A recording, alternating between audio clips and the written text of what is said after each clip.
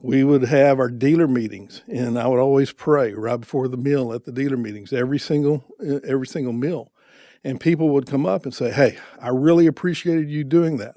Or why do you pray at the meetings? And it gives you that opportunity. A funny story, we had a dealer VIP meeting, and we brought in, I want to say 15 or 20 dealers from all over the country.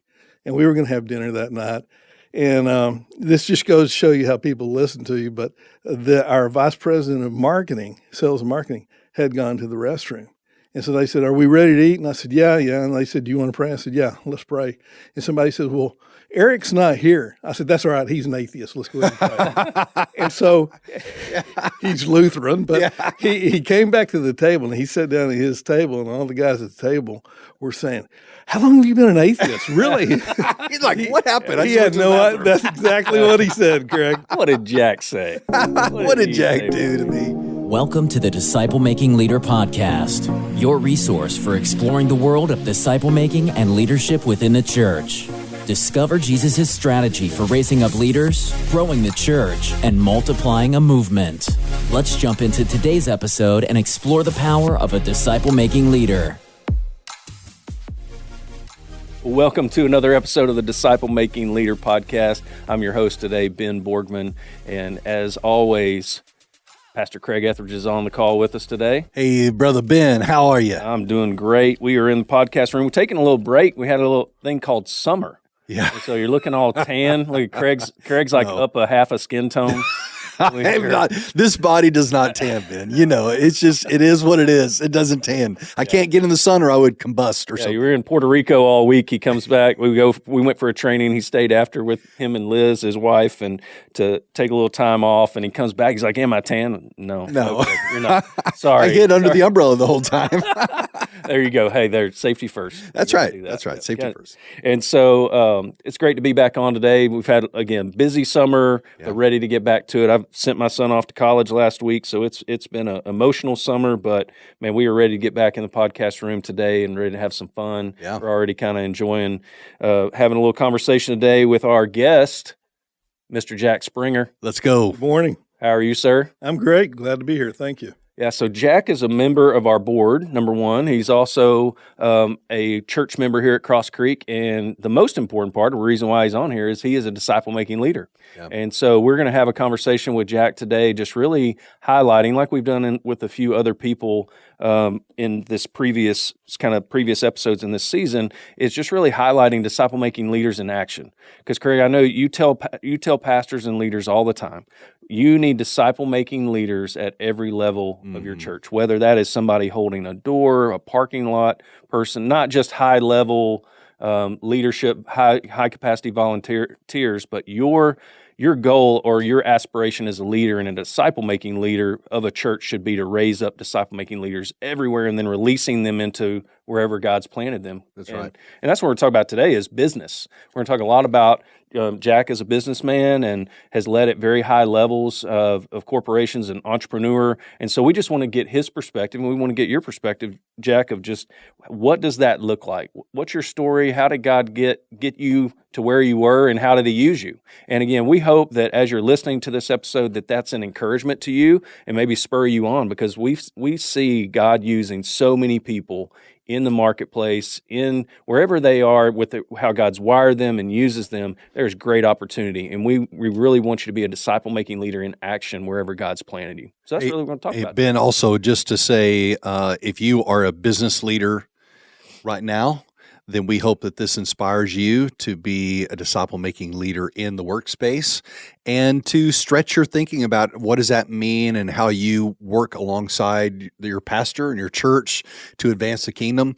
And if you're a pastor listening, then this should encourage you to look for these disciple-making leaders that are in the workspace and how can you come alongside them and cooperate together. So we hope that on both sides of that there's a lot of encouragement going around today. Yeah, and shameless plug for a future episode. We're going to bring Jack back in, and we're going to talk super tactical aspects of doing just that. And so just look out for more of that release in a few weeks after this episode. So if you're listening to this one, stay tuned for more from Jack and just really practically engaging your workplace. But right now, we just want to get to know you, Jack. We want the listeners to really hear how God's wired you, how God's placed you, and how He's used you throughout the years in business. So, Jack, just tell us a little bit.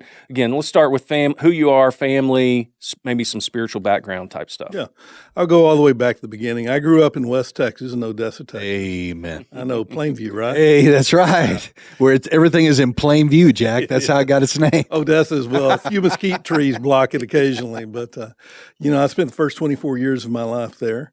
My parents went to church. They were Christians, so I was raised in church, and my sister and I were always in church, Sunday morning, Sunday night, Wednesday night. And, back then, I've always played a lot of sports. Back then, it's totally different than today. They play ball on Wednesday night. They play ball on Sunday. Yeah. But back when I guess it tells you how old I am, but back then, we took Wednesday night off. We took Sundays off, et cetera. Mm-hmm. But I had the privilege of going to Odessa Permian High School. Oh, wow. There you go. In the 70s, which back in the 70s, it was Odessa Permian and Moeller High School out of Cincinnati, and then you had Plano in Dallas. Those were the three nationally known programs. Yeah. And so I went to Odessa Permian, and then always in church. And then we had changed churches, I think, when I was about 18 years old. And shortly after that, I met Brenda, my wife. And Brenda's a little bit older than me. I'll tell you a funny story. We dated for, I want to say, 3 to 6 months. And my mother, she was very sensitive to her age, but she didn't know we were dating. So after about 3 to 6 months, I finally went in. I said, "Hey, just want you to know, I'm dating Brenda." And it was just complete shock in her face and in her eyes because she's so much older than me at that age, and she really wasn't. What was that? What was the age gap, or what's the age? Age gap's about 4 years. Okay. And so if I'm 18, 19, she's 23 or so. But that also led to a different conversation with Brenda because we had dated for around a year and a half, and she pulled me aside and she said, "All right, you're going to have to make a decision. I'm getting older. And if you're not going to move forward with this relationship, then I'm going to go do something else." So pretty quickly. Decision time. Yeah, huh? It was a decision. Promise ring first, and then after that we got married. There you go. So we stayed in church, and I think when I was 19, we began going to, we weren't married yet, began going to Temple Baptist Church with Jerry Thorpe as the pastor. And Jerry was a pastor that, fantastic preacher, fantastic teacher, but he was a winning souls type of pastor. One of the things I remember about Temple is they had a bus ministry that would bring in 500 or 600 kids every single week. And began teaching the junior high when I was about 20 years old. And so I've been teaching ever since then. I was able to graduate from junior high, 7th grade, to 9th grade, to high school, to college. And now I'm finally in Faith Builders here at Cross Creek teaching my own age. Well, you paid your dues with the 5th graders and the middle schoolers. And that is paying dues, yes. For sure. For sure. Went to school in UTPB is where I got my degree from. And went into a company called, and it was while I was still in college, went into a company called Gibson Distributing. And Craig probably knows the name because Plainview had one of those. In Odessa, it was a little bit different. There were, I think, 10 locations, all about 100 to 150,000 square feet. And the way I like to portray it is it was a precursor to the Walmart. Yeah. I mean, it had everything, groceries, hard lines, soft lines. And I began as purchasing manager, and 3-4 years later, after I'd graduated, I was the controller. And then in 1985, we moved to Fort Worth, and I became the controller and then eventually the CFO at Monig's Department Stores. And so the first 15 years of my life I spent in industry, and then after that I went into consulting, and I'll talk about that in a minute. But Brenda and I had 2 children. We had Sean and we had Craig. And then Sean today, they both live around here. Sean is a cyber detective for the city of Fort Worth. Oh, wow. And Craig's never married, and he just lives around here and works. And then Sean has had 3 boys. And you were talking about earlier your child going off to college. So I have a junior in college, and then yesterday our middle grandchild went to East Texas Baptist University. Oh, okay. And then the third one went into high school. So age is coming quick. Yeah, it really is. Faster than you think, right? It is. So we raised our kids in church. They've accepted Christ, and our grandchildren have accepted Christ. And one of the things that I did, and I think that when you talk about discipleship, and you can talk about it from a business standpoint or church, but it's also family. Mm-hmm. So when each of my boys reached the age of 13, it was kind of like that age, you're going into that teenage years. I spent 30 days for each of them, and each day I would write about a subject. And a lot of it had to do with their spiritual condition and what they do as they grow up. And so trying to, even at that age, to disciple them and challenge them to read that every few years, just to stay on top of what God wants for them. So then I guess in about right around the turn of the century, I went into consulting, left the CFO position, went into consulting. And with a couple of guys, we formed our own partnership and began going into companies. Initially, it was to take a company to the next level. So we might go in as the interim CEO or as the interim chief reorganization officer and try to go from, say, $1 billion to $1.5 billion. But right after the turn of the century, it became more of a turnaround. Mm. And it literally flipped from 90%, 10% building businesses up and turn around to 90% becoming the turnaround side. And so you're in a lot of businesses normally for a period of a year to 3 or 4 years, and then you move on. So you're touching a lot of people. You're meeting a lot of people. One of the businesses that I went into, and I was CEO there for 3 years, was Diamondback Tactical. And when you talk about an area that is just, is fertile, I guess the best way to put it, we Diamondback Tactical made body armor and sold to just about everything you can think of, ATF, FBI, special ops, all of that. And what we would do is we would hire these special ops people. And if you've been in the military for any period of time, you realize that it's kind of socialistic. They provide your meals, they provide your housing. So these guys come out of the military and begin working for a company. And the very first conversation is always a hilarious conversation. You start talking about the compensation, and you're going to get this base of this amount, and then for every contract you sign, you'll get 2%. So they start calculating on a $20 million contract, right. 2%. Is this for the first month? No, this is for the life of the contract. So to watch them convert to capitalism is a really funny thing. You got to see that conversion right there. You can see it in front of them. Their eyes lit up. If they can do math, they convert.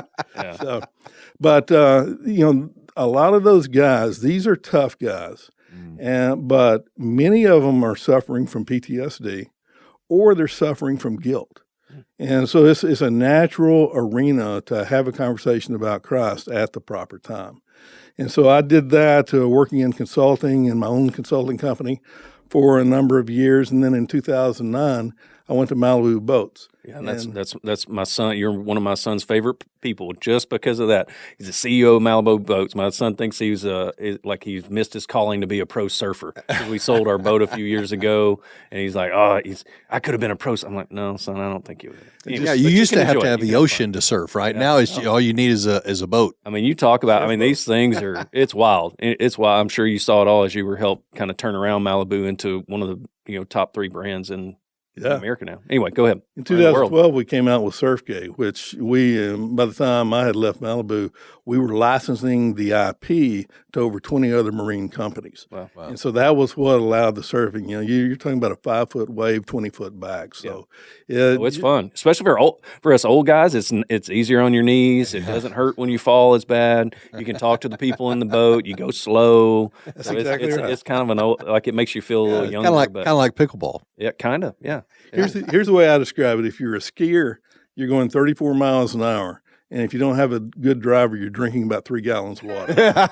If you're a wakeboarder, you're getting air, you're doing jumps, you're tearing up your knees, and you're going about 24 miles an hour. With surfing, you're about 11.2 miles an hour, and when you fall, it's like slipping into butter. Yeah. Who doesn't want to do that? That's right. It is. It's addictive. It's a great sport. I'm glad it got invented. So yeah. All right. So once you got into Malibu, what was that? So Kind of story when like? I got into Malibu in 2009, it was right after the Great Recession and the banking crisis. And so you had the Great Recession or actually it was still going on, and Malibu was at a low. I mean, if you look at Marine, somebody doesn't need to buy a $100,000 boat. It is a product that you buy if you can and if you want to. And so the market was down about 70%. And I made a decision to leave my partnership and join Malibu. I saw a lot of opportunity. And it turned out to be a good, godly decision, prayed about it a lot, but went into Malibu and we started that growth. I think when I got to Malibu, the first year we did $68 million. And then we did $1.5 billion in 2024, 2023. And so in 2014, we went public. So we took the company public. But it was just a continual growth, adding companies, adding new businesses. And I think we went from one plant to, I think, 6 plants around the world, including Australia. And so it was just a fantastic growth opportunity through the years. So I mean, it's always great to sit down and talk to you and listen how God used you and wired you to create this growth in business and all that. But I know your heart. I know you're looking deeper than that, and you want your life to matter for more than that. You want a kingdom ROI that to just as you're doing business. So maybe tell us, tell us a story of God using you or using business and using you in that to really either gospel conversations, really invest in people for kingdom purposes. Yeah, a couple of stories. I think, there are many ways to reach people if you're in the business workplace. And it can be done through just talking to people, getting to know people, but also when they're hurting, when they're in the middle of something. And at Malibu, we had a director of customer service and warranty. He didn't report to me. He was actually 2 levels down. And he came into my office one day and he said, I need to talk to you. I said, okay. And he said, I think I'm probably going to need to leave Malibu. I think you're probably going to make me leave Malibu.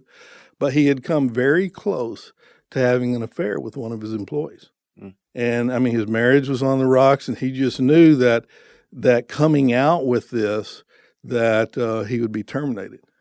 And I said, well, I'll tell you what, before we make any decisions at all, let me talk to you first about your relationship with your wife, your relationship with God. And so we did that for a while. And then I said, I want you to go to the person you report to, and I want you to tell them what you told me. And then we'll get together and we'll come back and let you know what's going to happen. And so he did that. And I talked to the chief operating officer and who he reported to. And so we talked and we came back to him and brought him back in together and said, you're not going to lose your job. He said, really? He said, I just knew I was going to lose my job. I said, no, you're not going to lose your job. But this needs to be a demarcation point in your life. You need to search God. You need to restore the relationship with your wife. And he did. And even today, he has the relationship with his wife that's still there. Wow. He goes to church. He has that relationship with his God, or our God, and then his family. And each November, he's one of the people that I invite to my ranch to go hunting. Mm-hmm. So it's been a relationship that's been fantastic through the years, and it started with something that I could have thrown away a life. Jack, that brings a question that if there's a marketplace leader listening to this right now, I hear oftentimes that they feel like, I want to have spiritual conversation in the workplace, but is that appropriate? Am I putting people in an awkward situation? How do I balance that? Can you speak to that? Because I think that's very common. Yeah, and I understand where they're coming from, but at the end of the day, what we have to do is listen to God's voice. I believe that there are providential appointments that he gives me, and I need to be listening. And you need to watch the person and see how they're reacting too. But if you're led to have that conversation, or if a circumstance pops up that leads you into that direction, don't shy away from it. You can still have that business relationship, but have that personal relationship as well. And I think that's really important, to be listening to what God is telling you to do in the conversation that you need to have. Yeah. Did you, in this example that you just gave, you said this man was not reporting directly to you, so he was a couple levels down. Was there a gut check for you, like, well, I don't want to, leverage my influence as a CEO here, or you just said, hey, God's given me an opportunity that He's clearly in crisis. I just want to meet Him where He's at. Well, fortunately, the COO was a Christian as well. And so when we had the conversation about it, we were on the same page. I haven't really thought about it. If he would have said, no, he needs to go and been adamant about it, I think we would have had a longer, deeper conversation, but I don't know what the end result would have been. Yeah. But it was I think it was a God thing. God had His hand on it. You're looking at a person that can either be thrown away, and I've seen this a lot. People throw people away versus investing the time and investing themselves into that person. Yeah, yeah. Another example that I would give you, talking about the different ways that you can talk to people about Christ, is by taking a stand. And so back at Diamondback, I know for a couple of years, we had tried to get the San Francisco SWAT department as a customer. And because they're one of the preeminent SWAT departments, at least back in 2007, that you could imagine. So we'd worked very hard to get them to be a customer. And we finally won the contract, so to speak. And so they sent the contract, and somebody brought it in to me. They said, you have to sign this. I said, well, why do I have to sign it? This is kind of irregular. Why am I having to sign it? They said, they want you to read it and sign it. So I go, okay. So I start reading the contract. And one of the requirements in the contract is that 10% of our workforce had to be gay or lesbian. And so I read that and said, not signing it. This is not going to happen. So we had a number of conversations and had a lot of people, because they had worked so hard for that, they came in, how can we walk away from this contract? How can we walk away? That led to a lot of conversations about what's right, what's spiritual, what's the right thing for this company. And so those types of conversations, even with those guys that had previously been, special ops or whatever, they were very strong conversations that started them potentially on a path, and many of them did reach a path where they started going to church. Wow. I bet you that took a lot of courage to say no to that. It did, because we did work hard, and it was a lucrative contract. But, in business, you have to make decisions that are ultimately going to be best for your company and best for your people. And sometimes you have to take that stand. But what I would encourage people is that when you take a stand, people are watching. And the thing that I don't think that we as business leaders can ever forget is that there's someone always watching us and seeing how we're going to do. I'm the type of person that you can talk a lot, you can say a lot, but it really doesn't mean a lot to me unless I can observe it and see that you're actually living what you're talking. And so I think that's important as a business leader. Yeah. When you had that situation or that contract, did you speak to the leader on the other side about it, or was it just denial? It was very cut and dried. I mean, San Francisco, you can imagine it was going to be their way or the highway. Right. Yeah. As you talk about that can be encouraging, or that can be really, there's a lot of weight to that, right? Because people are watching. But I think it is an opportunity that, hey, this isn't a one-time conversation I'm having with people to impact their life. I'm actually getting to live in front of them. They're getting to watch.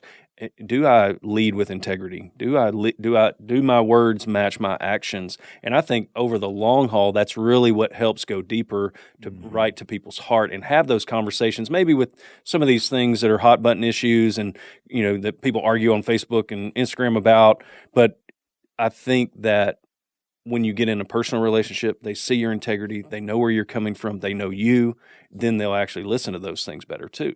Absolutely. And that goes back to they need to see you live that life, not just talk about it. Yeah. And so, Jack, going back to your first story, as you were telling me about that, not throwing, I think you said it this way, you didn't throw his life away. You didn't do that. I just can't help but think about how God's wired you for business and the opportunities He's given you of taking struggling businesses, going in, evaluating, revitalizing, growing. But I think He's also done that He's given you that vision for people too. And how do you see that those things intersect? Like He's wired you this way and gifted you this way to take a company from that's in the cellar and take it public, and it's successful, and it's one of the the greatest brands of towboats there is, right? So he's wired you for that. How do you see the similarities with people? If our relationship with God and our spiritual existence does not bleed over into other parts of our life, then we've got it compartmentalized, and we're not really living a Christian life. And it comes back to listening to when God speaks to you. The example that I gave you about the San Francisco SWAT, not everyone agreed with it. There were a lot of people that were upset, especially those that were going to be getting the commission off of it, and you have to spend a lot of time taking them through it. But you stand by what you're dealing with. Another example I'll give you is that there was a young engineer at Malibu, and I had a lot of opportunity, a lot of growth, and he had just started his family, had a young daughter that was under a year old.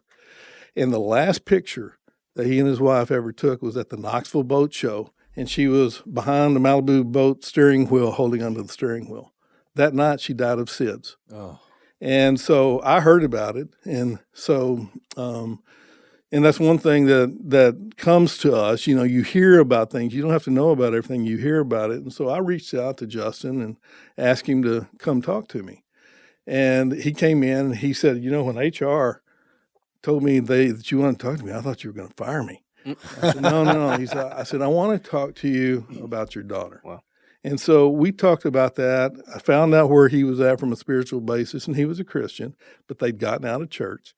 And, stayed close to him for a while, to the point that his dad called me, who I didn't know, and just thanked me for talking to him. Said it was a great relief on him to hear about how I was a Christian and how I was encouraging him and so forth. I could have ignored that. So when you ask that question, Ben, it comes back to you listen to God. If God's telling you to reach out, even in that business environment, reach out to him. It can't be our business, but it has to be our vocation. Yeah. I mean, go back to the definition of disciple-making leader, Craig. And again, what I want everybody to hear and what we hope as you're listening to these disciple-making leaders in all walks of life is that no matter if you're a church staff member or a pastor preaching every week, that we should serve out of the overflow of Christ. Yeah. Every day you go to work, every day I'm at home with my family, I should be serving out of the overflow of what God is pouring into me. Yeah. Mm-hmm. And I think exactly what you're saying, Ben, and what Jack is pointing out is we tend to, especially guys, tend to compartmentalize ourselves. This is our workplace. This is where I am at church. This is what I'm like at home. And we compartmentalize. And to your, like you said, Jack, you're not really a Christian if you're only a Christian at the church. That's right. Right? A Christian is one that walks with Christ, lives out of the overflow of his walk with the Lord, and investing in others wherever he is. And so you can't turn off your walk with God when you step into the office or to the C-suite. And so the challenge is, how do you express your walk with God in a genuine way wherever you are? And I think that a lot of guys, a lot of C-suite leaders, they struggle with, how do I express that in my corporate environment, especially when some environments are very, they're adopting policies and so on that are hostile to the gospel message. And I've heard of that quite a bit ever since 2020. So Jack, what are some of the common challenges do you think leaders face in the marketplace as a follower of Christ? Just anything come to mind? Yeah, I mean, if you are going to take a stand, you're always taking a chance. I was very fortunate in that when I had those conversations or anything that was going on, no one ever attacked it. No one ever, quote unquote, turned me in or anything like that, which could have easily happened. Right. But I think you do it in some ways in an unobtrusive way. I think about it this way. It's almost like throwing a rock into a lake. That immediate group of people around me, they knew where I stood. They knew I was a Christian. We would have Christian conversations. The majority of the people that reported me tended to be Christian. It just worked out that way. But then you have that next level. And that next level is watching. They're constantly watching you. Is he really living to what he says he's going to do and who he says he is? And then you have that third level that people know you from the outside. And again, they're watching, but they really don't know you in depth.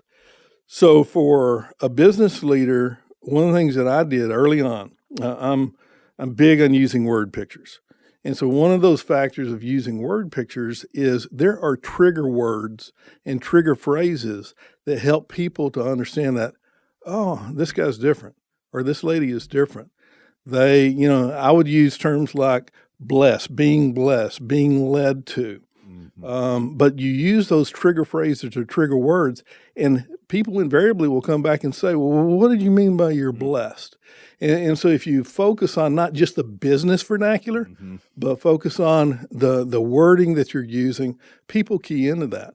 One of the things that we did at Malibu and previous companies, frankly, is we would have, a big Christmas dinner, and we would always pray before that Christmas dinner. We would have our dealer meetings, and I would always pray right before the meal at the dealer meetings, every single meal. And people would come up and say, hey, I really appreciated you doing that.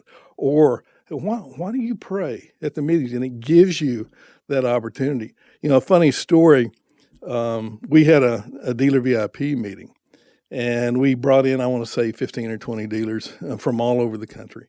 And we were going to have dinner that night. And this just goes to show you how people listen to you. But our vice president of marketing, sales and marketing, had gone to the restroom. And so they said, are we ready to eat? And I said, yeah. And they said, do you want to pray? I said, yeah, let's pray. And somebody said, well, Eric's not here. I said, that's all right. He's an atheist. Let's go ahead and pray. And so he's Lutheran, but he came back to the table, and he sat down at his table, and all the guys at the table were saying, how long have you been an atheist? Really? He's like, what happened? He had no idea. That's exactly what he said, Craig. What did Jack say? What did Jack do to me? Oh, my. It's interesting as you're talking about this, Jack, what came to my mind is that, we have all these encounters of Jesus with individuals, right, in the Gospels. A leper here, a blind person there, a woman that has a physical problem, all these kinds of things. And none of those were on his agenda at the beginning of the day. He was headed where he was headed, and there were all these opportunities that came to him. And that's not unlike a business leader. You're going to get up, you're going to have your agenda for the day. You got your series of meetings you're going to, you got decisions you have to make, you have confrontations or challenges, problems you're having to deal with. But at the same time, you have all these interruptions that are really divine interruptions. There are these times when you're bumping up against people that have a crisis, that have a problem, and that's the opportunity you have to say, Lord, how do I show them you in this conversation? And so in some ways, it kind of takes the pressure off, right? Because you're just like, okay, I just need to walk with the Lord throughout this day. Lord, use me. Lord, show me. Lord, bring me the people across my path that I need to encounter with. And then I just go about my day, but I'm aware of these conversations and aware of opportunities. And the Holy Spirit's really good to, hey, this is it. The Holy Spirit's really good to point out, hey, say something to him.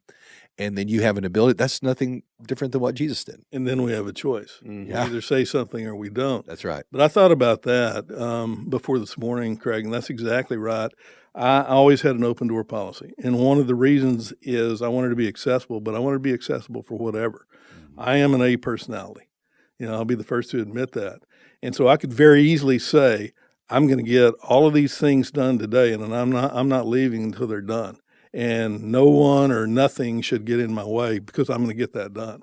But if I do that, I'm going to miss some opportunities to have conversation. Maybe they're not even about Christ, but just encouraging somebody. Right. And so being open, or somebody could walk into my office and I've got all this on my mind and this to-do list that I have to get done. Well, Ben, you have 5 minutes. What's on your mind? Well, you're going to be willing to share after that, right? Nothing. Don't worry about it. Yeah, super limiting. I just love it's all about a mindset. It's starting your day, walking with God, but then, hey, I'm walking into an opportunity. I have an intentional mindset. I'm creating space but I'm just anticipating God to move through this opportunity. So, Jack, I might just jump in here and say that's not unlike what pastors do. A lot of our listeners are pastors. You have your agendas, you have your series of meetings, you have problems you have to deal with, you have all that kind of thing, and we can ignore opportunities too. And so there's a lot of similarity in that. In how do you, as a leader, no matter what you're leading, whether it's in church or in the marketplace, how are you being open to these interruptions? Not see them as problems, but see them as opportunities, and asking the Lord to speak through you.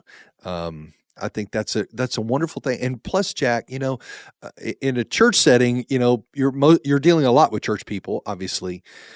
But in the marketplace, you're dealing with people, some never attend a church anywhere. Right. And so you may be the only real Christian they ever run across or have an encounter to meet.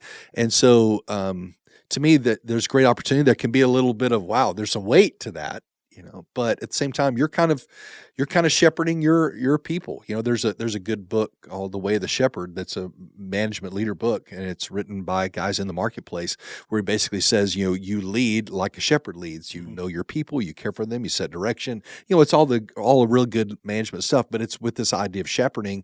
And just as I hear you talk, you kind of see yourself as, man, I'm shepherding these people. My employees. I mean, I'm responsible for them. I'm responsible for how I lead the company. I'm responsible. They have families to take care of.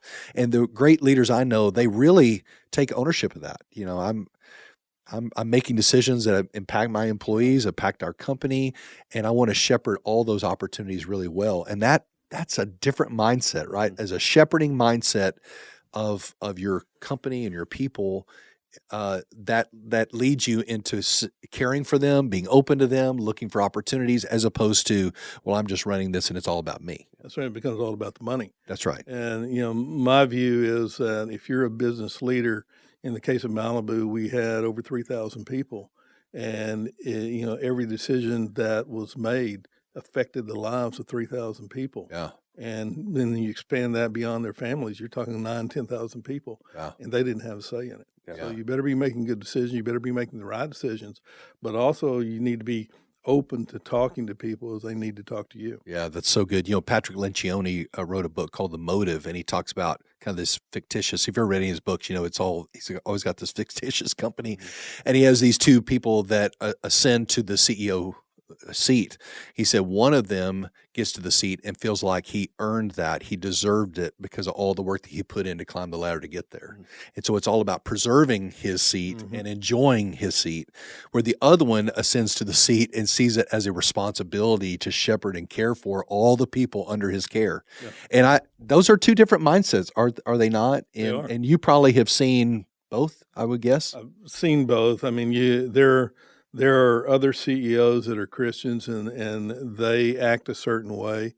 And then you have CEOs that are about protecting what they've been able to garner for themselves and stay in that role no matter what. And they'll run over anybody to do it. Yeah. One of the things that we would always talk about is, it had various mantras. Each year I would come up with a mantra that we had lived by. But one that stuck throughout the years is, and said it many, many times, God first, family second, Malibu third, or God first, family second, if it were another company third. Right.